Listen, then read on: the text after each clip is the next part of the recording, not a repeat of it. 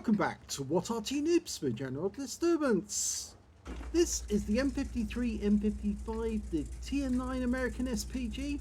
This one's located on the northeast corner of Outpost, and it's under the command of Oksydor of OLIMP. And yes, he's got the Polish flag on the side of the vehicle, but this must be his main account.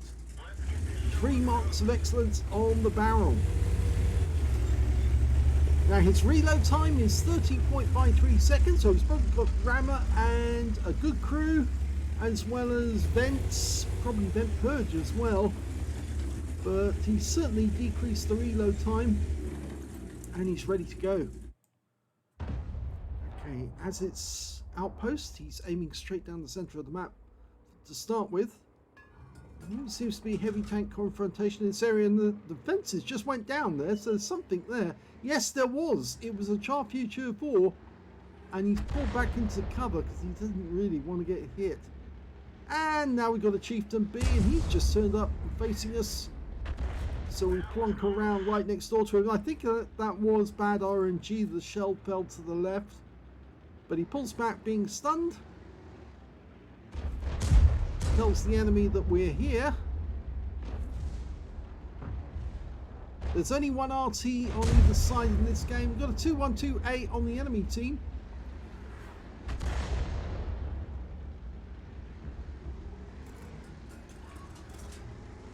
Okay, buddy, pull forward, rounds out. Oh, that's so unfair. That one hit the rock face on the mount that the castle's built on. So unfortunately, the Cranvarn didn't suffer at all. And that Charfuture 4 is making a death or glory run straight down to the entrance to the castle grounds. And he's in.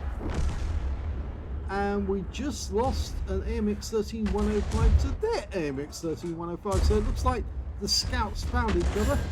But our shell just found that Cranvarn. Okay, have a quick look to see what's where. Shouldn't pass up a perfect opportunity to kill an enemy tank if it happens to come into view. Sometimes a very lightly armoured vehicle will actually just walk into a situation where an arty round will fall straight on top of them. We're loaded. We're going after the T123. Rounds out. Direct hit. 233, it's a low roll.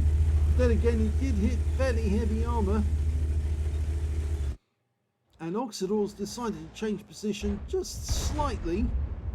So obviously he doesn't want to invite a counter battery. He can't get shots on them, but he can certainly hit that T10. But he got a nasty case of reticule bloom there, just for a moment. But the T10 is now one shot. It looks like we're going to go for the Emil 2. Lined up, rounds out.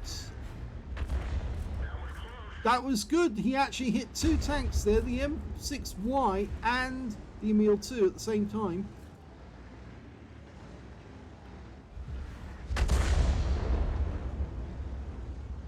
Just heard an explosion nearby. I wonder actually if that might be an enemy RT round.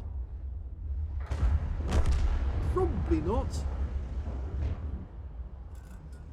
Okay, 2 tanks together, an IS-7 and an AMX M451. Direct hit! Again, he gets smack on target, right on the side of the turret. And I reckon that probably took out one of his crew members. Given that that's an IS-7, it probably took out the commander.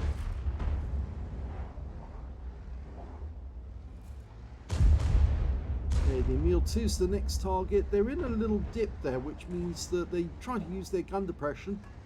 So it really upsets them if all of a sudden you land a round right on top of them. He's pulled back, but both tanks got hit, and the Emil 2 with low health got wiped out. Splashed to death. That's his first kill.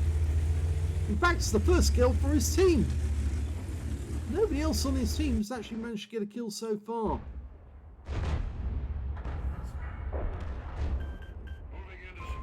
Okay, he's sending a message to the AMX 5120. You notice how his communications is very, very good. Good arty players will tell their teammates what they're doing to let them know. And you get lovely hits like that. The T123 goes in, smacks him, stuns him. He's still there. But now they're being, well, kettled actually, because they've got tanks in front of them and tanks behind them.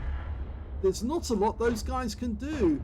They pull back, they're going to get assaulted in their rear. And the Super Conqueror is going in to kill the E3, I think, or is he going in?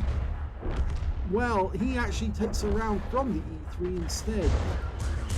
And we splash the IS-7 there. We hit the IS-7 with the most health, unfortunately. Could have taken out both the IS-7 and the T-123 with one round. A little closer to the castle, and we've got that AMX M451. Badly damaged. Our Char Future Force coming up behind. He's missing that guy, and he's going straight for the heavy tanks. Instead, unfortunately, he's taken a lot of damage. And, well, only a close shot, that one. Changing position again. So the battle that's going on to the north is actually getting a bit chaotic. We're not getting ground. We're not killing those enemy tanks, but we might do so if Oksydor can get around in there. He might get the E3. Now will be a good time. In fact, he's trying to get two together at the same time. Rounds out. I don't think that worked. He could have actually killed the E3 or the IS-7, but he did pick up the stun assist. But the E3 is still alive, still in the game. And of course, he's got that big 155mm gun, which makes him a priority target, because he's the kind that can do one-shot kills. The bad news is the enemy is starting to creep closer to us. Now, is he going to go through these two? Yes, please. Take out the E3. Rounds out. Yes! Good kill. So he's out of the game now. The next target has to be either the M451 or, at a pinch, the IS-7, who's now down to his last few hit points.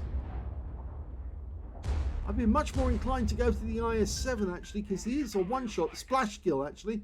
If we can put a big enough round on him, he'd be out the game.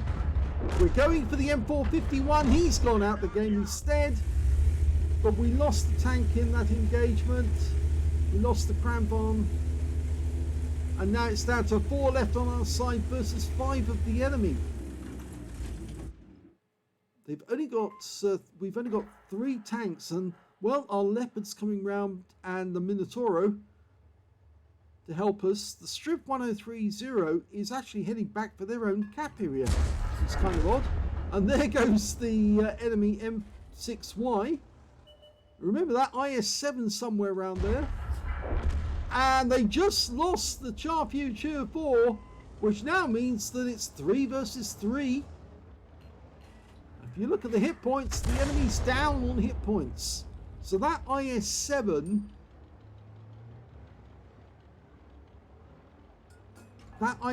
somewhere just around behind that house. If we can get him out of the game, it's then 3 versus 2. And that would change the equation on the battle quite nicely in our favour. Your assistance has been requested.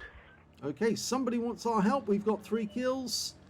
And the IS-7 just got wiped out by our Minotauro. And that means now there's only 2 enemy left. And that Strip 1030 was somewhere to the south.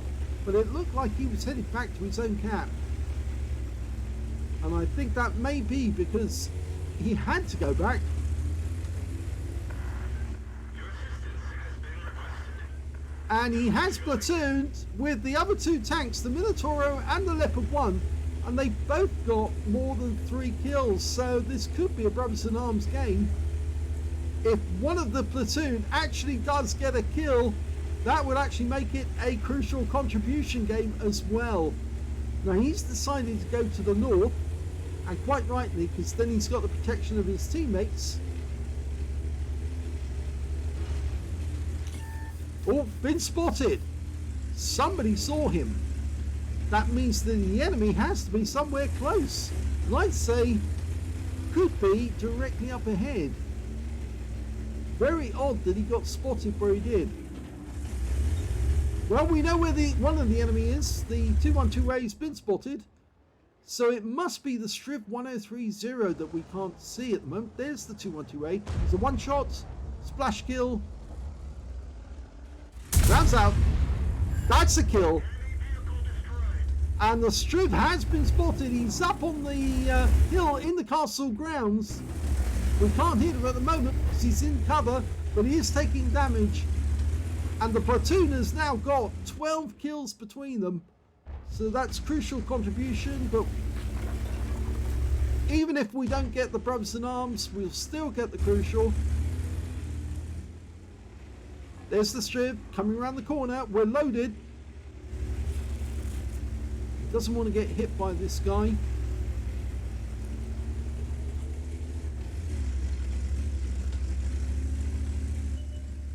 Okay, he's actually been spotted and wiped out by the Minotauro. And that is an end of game with a victory. That was a very satisfying game, that one. It was an ace tanker game for Oksydor in the M53, M55. He also got a fighter badge for getting at least 4 kills. He got 4 exactly. As well as a bruiser medal for getting at least 5 critical hits. In fact, he got 13. He got a brothers in arms because he was in platoon with 2 other tanks who also had at least 3 kills. And he also managed to get a crucial contribution because all 3 members of the team managed to get more than 12 kills between them. And yes, very satisfying that was indeed. Let's have a look at team. Oh, win 8 first. 3,973. Very satisfactory. Super Unicum standard. Let's have a look at the team scores. Well, he didn't get the highest damage in the game. The Leopard 1 got a brothers in arms, crucial contribution, high caliber, Confederate, and tank sniper. So God Eater of the STS clan was doing a fantastic job in the Leopard 1, a tank which is notorious for not really having great armor, but having an absolutely fabulous gun. He got 5,862 hit points of damage.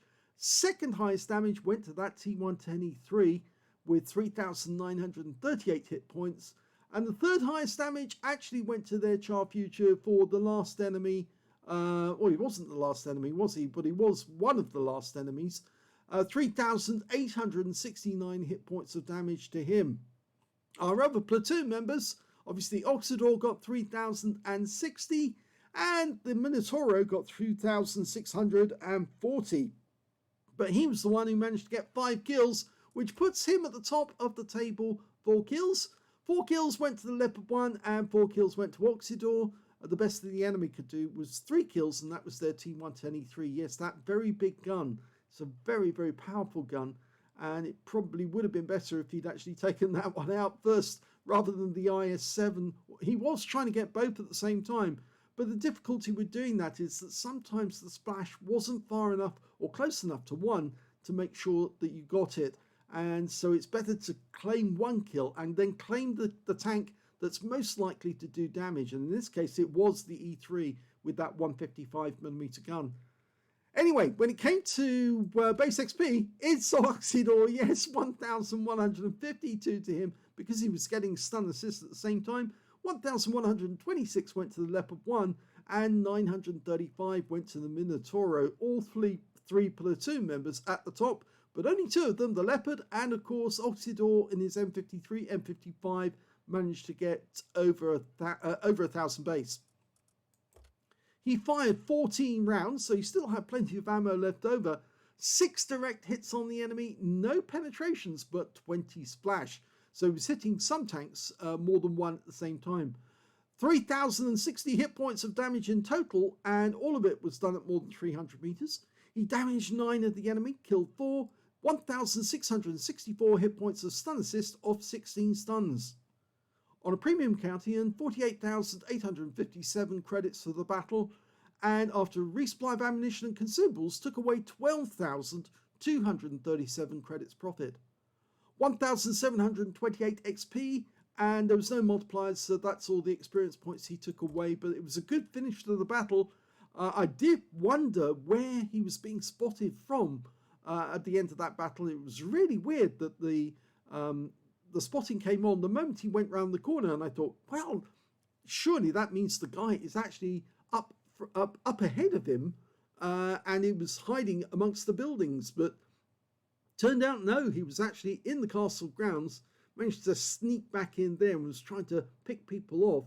And I think he had the objective of trying to pick off Oksydor if he could, because he probably understood that Oksydor was going to come round the side of the castle and try and make his way towards the enemy camp. That was a really good game. I hope you enjoyed it. If you did, please give the video a like. Do subscribe to my channel. Leave a little comment down below because it feeds the algorithm. And thank you for watching.